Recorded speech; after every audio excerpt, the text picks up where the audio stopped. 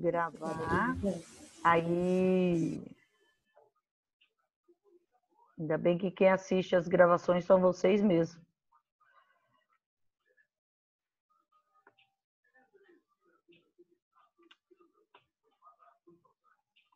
Aí. Nós paramos aqui, né? Então, o território é o espaço de poder. Para ter um território, ó, presta atenção. Para ter um território, tem que ter um povo. Certo? Esse povo tem que ter um governante. Ok? E esse governante, esse povo, esse governante, ele tem que ter uma área, um território, uma área, certo? E tem que ter leis. No nosso caso, a Constituição Federal, certo? Então, para ser território, tem que ter essas partes. Um povo, uma área, um governo e uma Constituição, certo? Então, vamos colocar lá. O povo brasileiro, certo? A área, o Brasil, que está dividido, que tem os seus limites, certo? E o presidente, que é eleito pelo povo, e a Constituição Federal, que é a mais poderosa. A Constituição Federal, ela tem mais poder que o presidente da República, já que é uma Constituição, uma lei feita pelos representantes do povo, certo? E ele tem que obedecer aquelas leis, certo? Bom, a região é um espaço diferente. No caso do Brasil, ele está dividido em 5 regiões. A região Nordeste, a região Norte, a região Sul, a região Centro-Oeste e a região Sudeste, certo? Cada região dessa tem suas características, por isso que ali colocou espaço diferente, tá? O Sul tem danças diferentes, comidas diferentes do Norte, certo? A nossa vivência é muito diferente do povo do Norte, tá? Até a maneira de falar. Dentro do Paraná, nós falamos de formas diferentes. Quem é curitibano fala leite quente, né? Nós já falamos norte, amor, a gente já porta. Por quê? Nós herdamos do pessoal que veio colonizar aqui, os paulistas, né? E os... como é que chama? Do sul, ali de Minas Gerais, tá? Então, eles vieram para cá e trouxeram essa maneira de falar.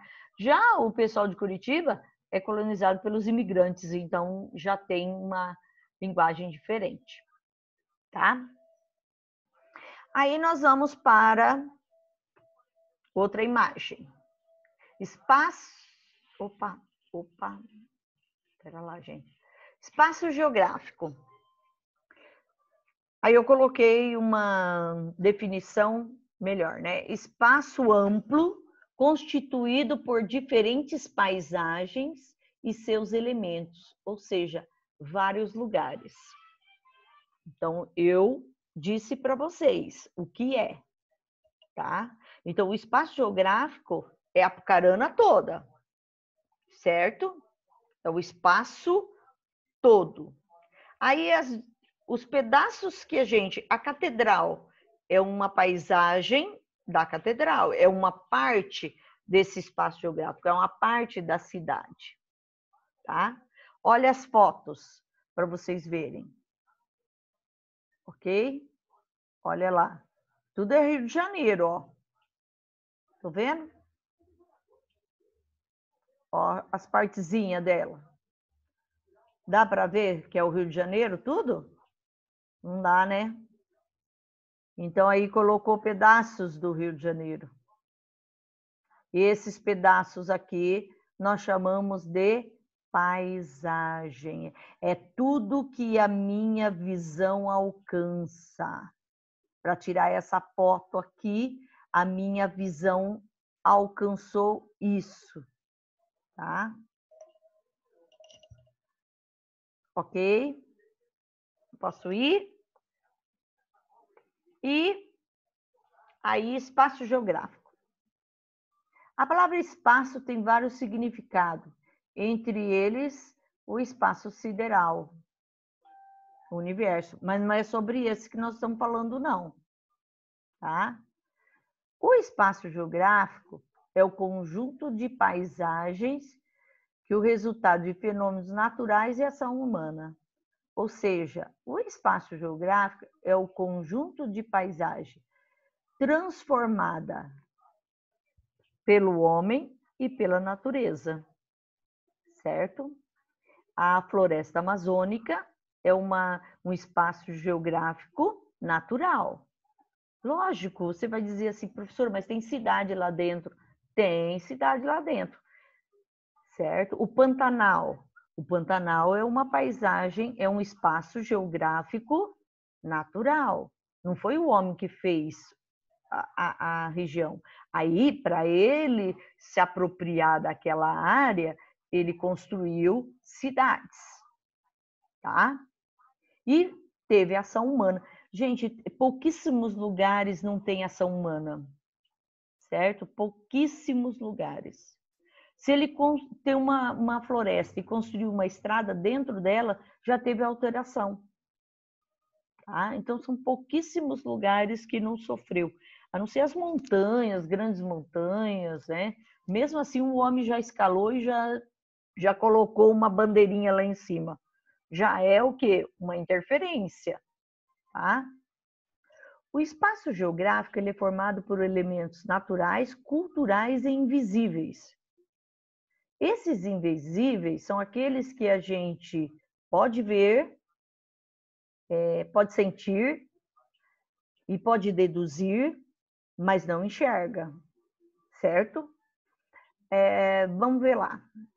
Quando eu vou lá na Água da Raposa, quando eu entro na estradinha ali, fica geladinho, a gente ouve o som da natureza, né? Só que você vê isso? Não. Por isso que é invisível, certo? Eu dou uma paisagem para vocês com umas mulheres de casaco comprido, com sacolas nas mãos, saindo de lojas, certo? É uma paisagem. Eu digo, se ela está de casaco, eu falo assim, essa paisagem essa foto foi tirada no período do inverno. Como eu sei que é inverno? Pela roupa, tá? Então, são coisas que faz a gente ver, saber, mas não enxerga, tá?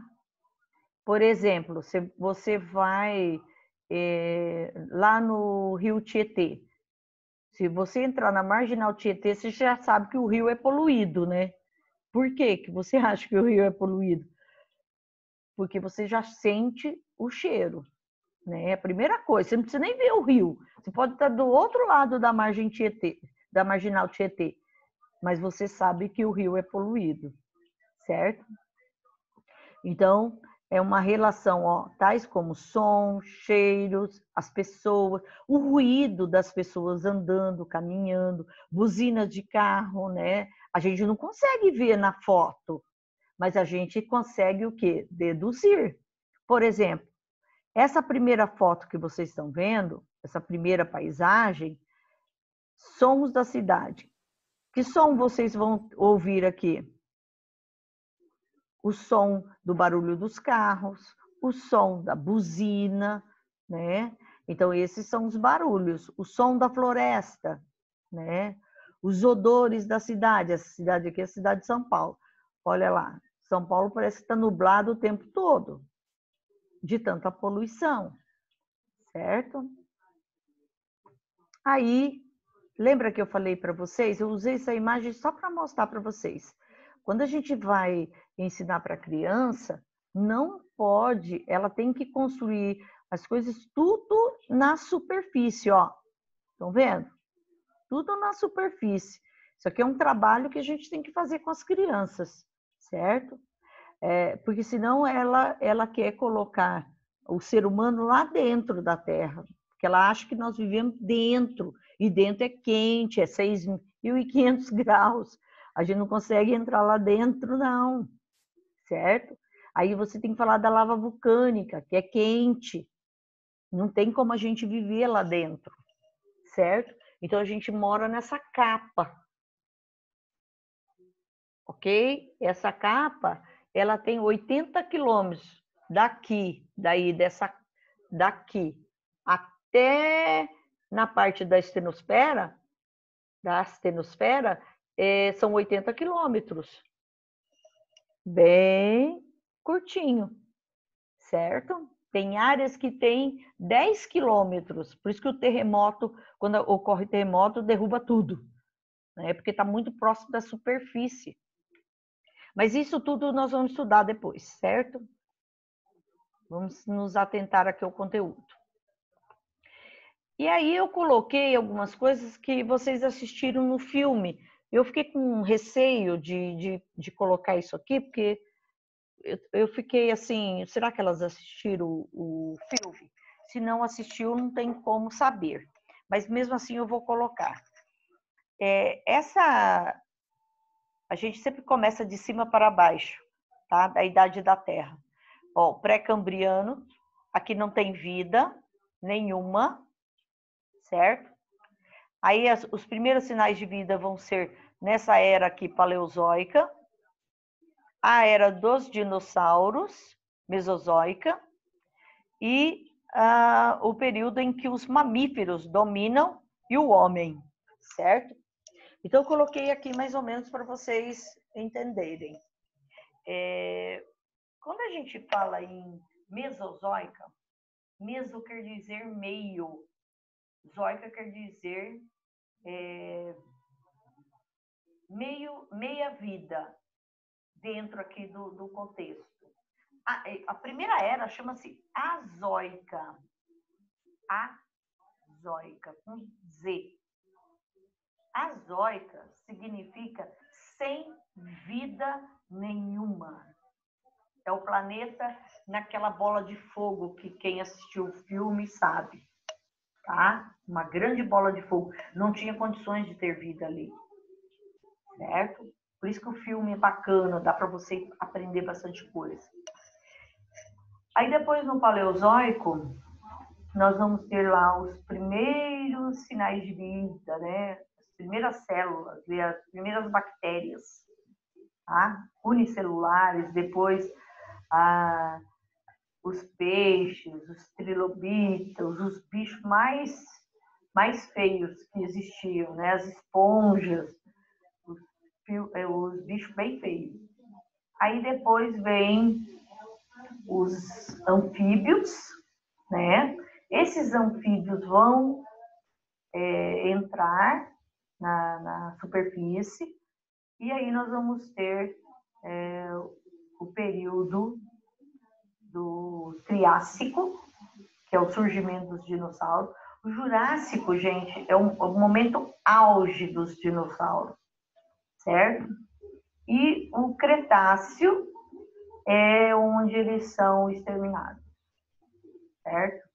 Olha, se a gente fosse fazer uma contagem do tempo, é como se a gente falasse assim, os dinossauros nasceram à meia-noite do dia 25 de dezembro, certo? E ao meio-dia do dia 26, eles morreram. É esse espaço de tempo, é muito curto, certo? E o homem vai surgir 5 minutos antes de dar meia-noite para mudar o ano, do dia 31 de dezembro, certo? Por isso ele vai surgir nessa etapa aqui, ó. Ó. Ok? É bem aqui que o homem vai surgir. Então, o homem é o último, por isso ele surge no quaternário, certo? Ó, as montanhas que vão surgindo. O Brasil, gente, ele está Nesse período aqui de formação de montanhas, ó. Nesse e nesse aqui, ó. Aliás, aqui, ó. No Cambriano. E alguns são pré-cambrianos. Todas as montanhas do Brasil são antigas, de formação muito antigas. Por isso que nós não temos muito terremoto, nós não temos vulcanismo, porque o nosso solo aqui, a nossa região, ela tem uma formação muito antiga. E o derramamento de lavas vulcânicas que teve nessa região e que deu origem ao nosso solo foi nesse período aqui, ó, no Mesozoico. Tá? O solo, que eu digo, o solo do norte do Paraná. Olha, um fóssil. Estão vendo? É de um dinossauro. Olha esse fóssil aqui. É os trilobitas. O que mais a gente tem de fóssil é dos trilobitas, desse período aí. Por isso que a gente fala que eles nasceram, tá? Que eles existiram. Muito bem. Agora, vamos compartilhar a tela. É muito difícil para mim, para eu dar essa aula dessa forma, dando aula para mim mesma, né? É complicado. Mas eu gostaria que agora vocês fizessem perguntas. Do que vocês quiserem, podem perguntar. O que vocês não entenderam, podem perguntar. Não é possível que vocês entenderam tudo, né? Eu fui falando bem devagar, vocês viram? Para vocês, depois, na hora de assistir, saber ouvir, tá? O que vocês gostariam de saber? A zero geológica, depois eu volto, tá, gente? Porque o que vocês têm que saber? O básico. Não tem que saber todas as eras, não. Eu, que sou professor de geografia, que tem que saber. Mas vocês têm que saber se o aluno perguntar, professor, quantos dinossauros viveram? Aí você fala assim, eles viveram lá no surgimento do planeta. Não foi? Na metade, na meia-vida, certo? Então, como a Terra era uma grande bola de fogo, não podia existir vida, não tinha oxigênio. Se a gente colocar uma linha, o mundo só vai ter oxigênio, o planeta só vai ter oxigênio em novembro, se a gente for fazer com a contação de um ano. Então, ele vai ter uma quantidade de oxigênio e não é só oxigênio que ele tem que ter. Ele tem que ter também uma camada chamada camada de ozônio. Essa camada de ozônio, que faz parte da atmosfera, ela filtra os raios solares.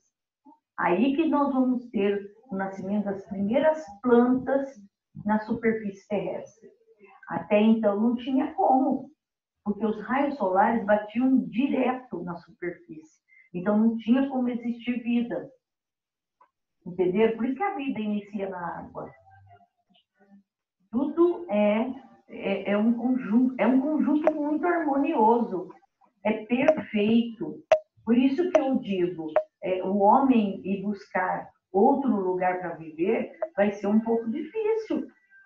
Principalmente para as características nossas de ser humano. Pode ser que existam outras sociedades que vivem em outro planeta, mas com características diferentes da nossa, né? Lembrando que nós não temos ainda uma espaçonave que leve humanos até Marte. Robô ontem.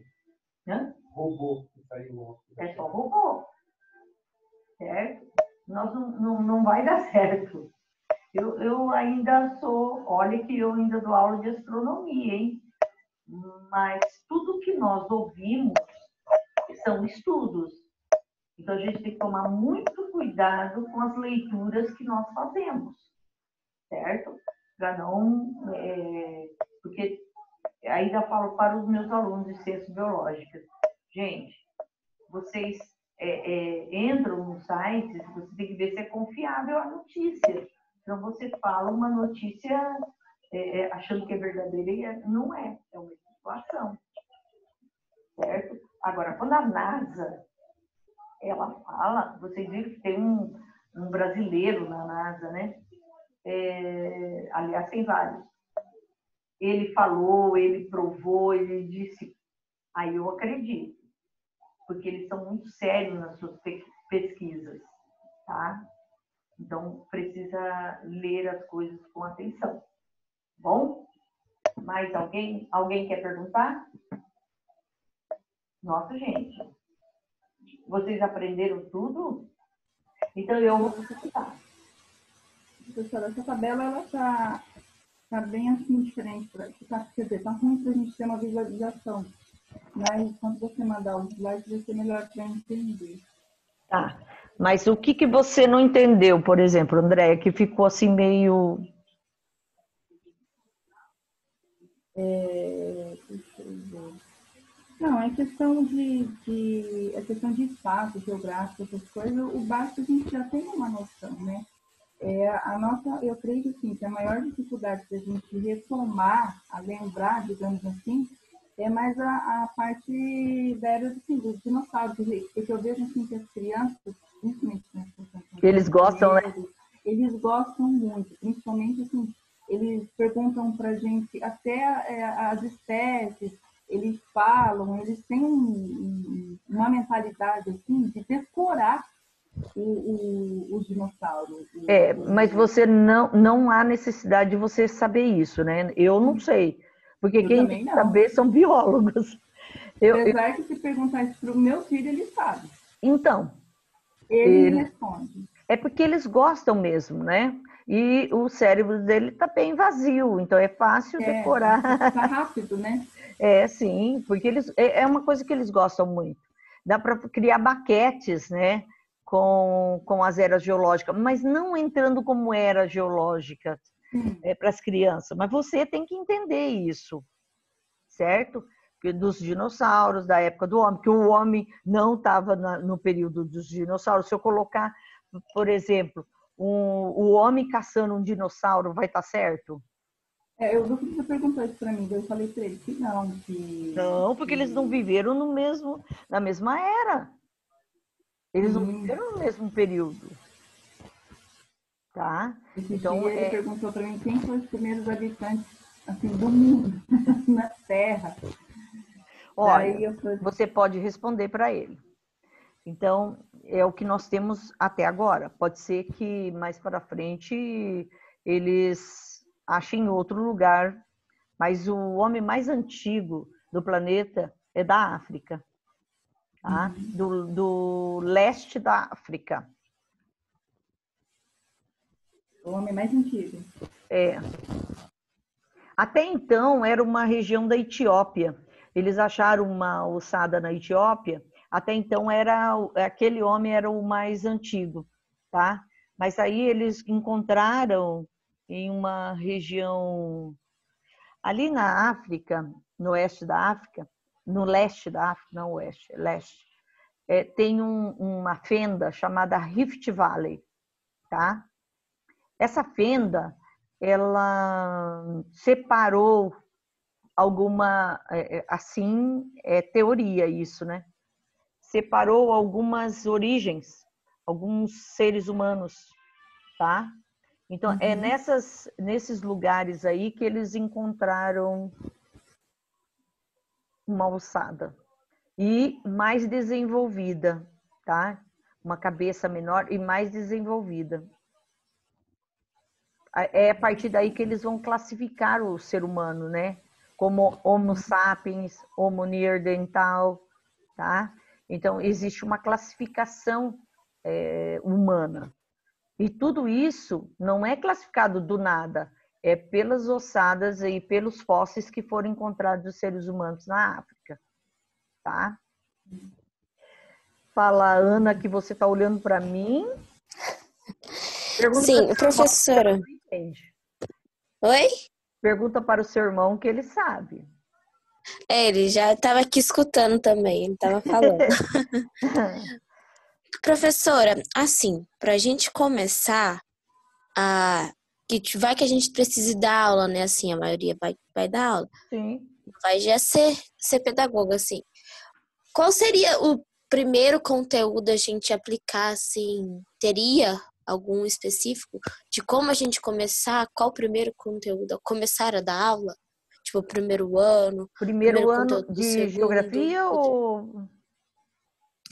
ou é estágio? É. Não, como assim? De geografia.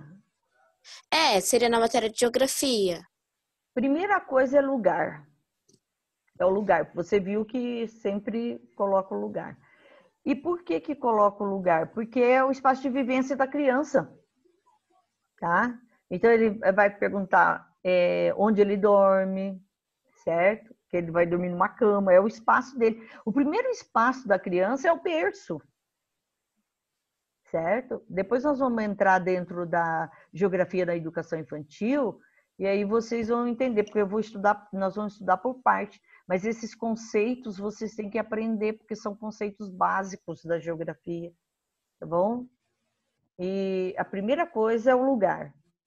Eles desenham a casa, a família, aí junta história com geografia, você já notou?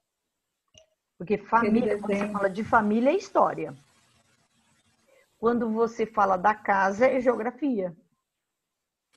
Aí ele vai explorar, ele vai mostrar onde ele dorme, né? Onde é a cozinha, onde é a sala, onde é o banheiro, se a casa tem quintal, se é de material, se é de madeira, tá? Se ele mora em prédio, se a casa é térrea, se tem escada, tudo isso, Ana. Isso é geografia, é conhecer o lugar que ele vive. Percurso que ele faz da casa para a escola também, né? Aí depois vem a escola também. Aí a professora vai ensiná-los o espaço da escola, onde é o banheiro, onde é a secretaria. Vocês já notaram que tudo isso tem que mostrar para a criança. Só que a criança, por exemplo, do jardim, no CEMEI tudo bem, porque é tudo pertinho, né? Mas no colégio, no Glorinha, você conhece, né, Ana? Tem um corredor imenso até chegar no parquinho, um corredor imenso, né? Então, apesar que agora tem banheiro tudo perto deles. As crianças têm que ser conduzidas pela professora e juntas, porque senão elas se perdem, elas não têm noção de ir e vir. Já com 3 anos ela consegue ir e vir. Mesmo assim é perigoso se perder, né?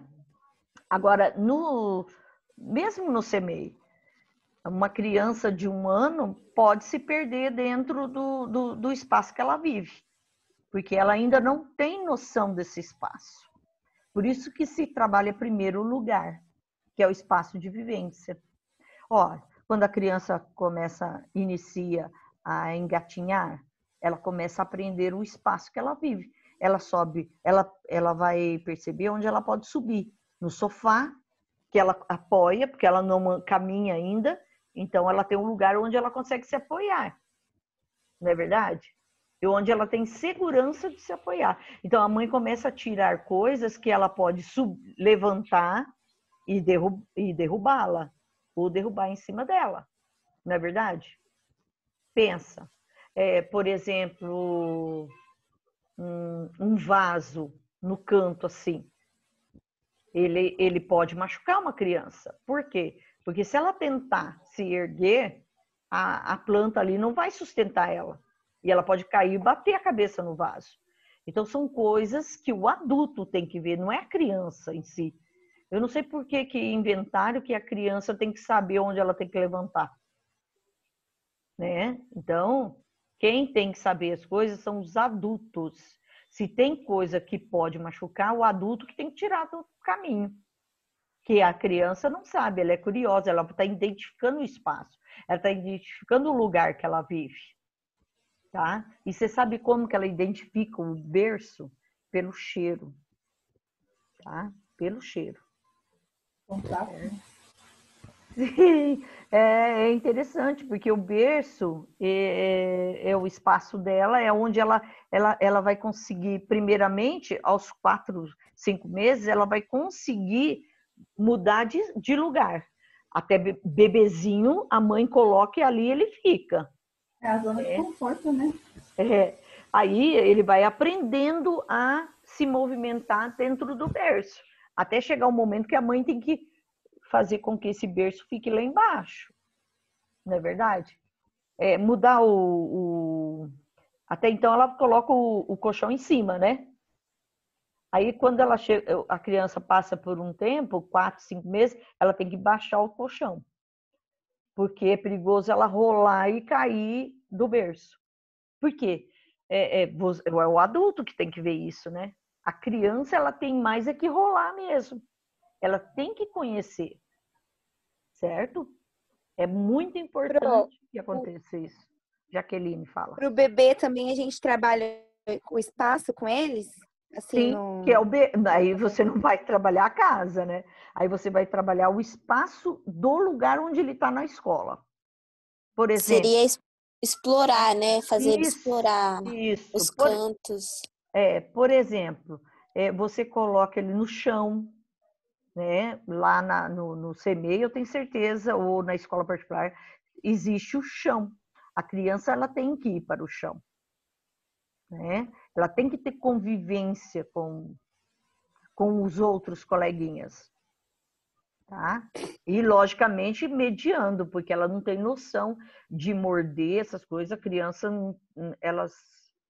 é complicado, tá? Porque você não sabe como que ela vive na casa dela também. Agora, quem ensina as crianças coisas erradas são os adultos. Porque a criança é um bichinho, gente, é um animal. Não olhe para minha cara. Se a gente não cuidar, se a gente não ensinar, ele vira bicho. Já ensinando, eles já são bicho. Não é verdade? Não existe ser humano. Mas entra assim, os bebezinhos, entra como geografia também não, né? Sim, todo o espaço que ele aprender é geografia. Só que você não vai falar geografia, nem no primeiro, nem no maternal. Não, mas eu falo assim, nos relatórios, assim, não entra. Não é geografia que a professora escreve, né? É espaço, essas não, coisas. porque você segue a BNCC, né? Você vai colocar os objetivos da aprendizagem.